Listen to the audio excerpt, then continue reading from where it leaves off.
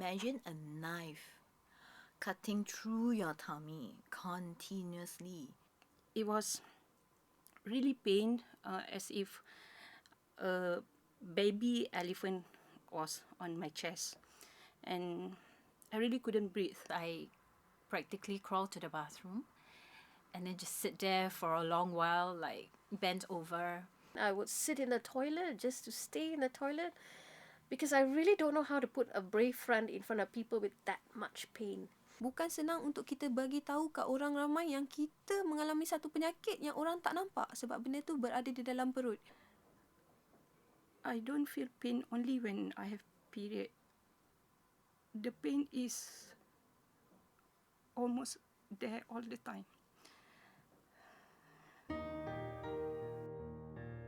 I first experienced a really, really severe pain when I was 14. I was just walking on my way to school, rather on my way to the bus stop. And this sharp pain, I just doubled over right away. The doctor informed me that I had a pneumothorax, total collapse lung on my right side. It was 70%, and it was life-threatening that they had to poke and put a chest tube on the right side. Whenever I go to the doctors, they give me painkillers, injections. That's how I managed through. Although I was told that, you take maximum 6 pills a day, there were times where it's so painful, I would take double that. Before I got married, and my doctor actually had a plan. She said, okay, Sarita, we'll do the surgery. After the surgery, get yourself engaged. Within the same year, get yourself married and try to get pregnant. I have adeno, I have endometriosis stage 4, adeno 3 cm. Once you have adeno, it's no more turning back. You just have to live with it, or you remove your uterus. Okay, I'll go for surgery. Because I just jumped at the chance and I thought, okay, maybe, just be brave and go for surgery because I have the pain anymore and I just wanted relief.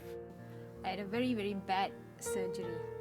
I had open big cut, I had intestine obstructions.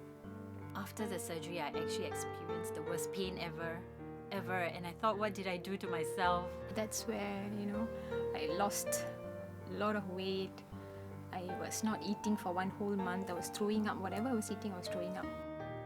And then later, we tried another new pill just recently. It helped me for a whole year where it stopped my periods and I was so happy with it that I almost forgot about the pains.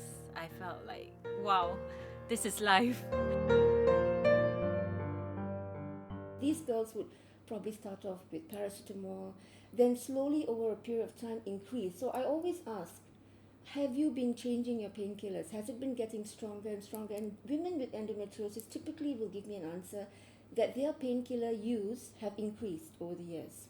In fact, now the new recommendation is you can do empirical treatment first, 2 to 3 months. If it persists and in spite of treatment that is getting worse, you have to re-evaluate the diagnosis and laparoscopy may help. In the beginning, we are also at a bit of a crossroads. Do we treat early or do we just watch and see? Because treatment would consist of painkillers and many don't like taking painkillers as a first choice. The next line of treatment would be to go on the pill.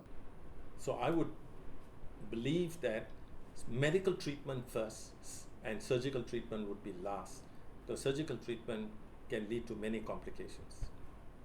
The only cure, or rather possible cure, is menopause, because when your hormones actually slow down and stop, it slows down the whole disease process.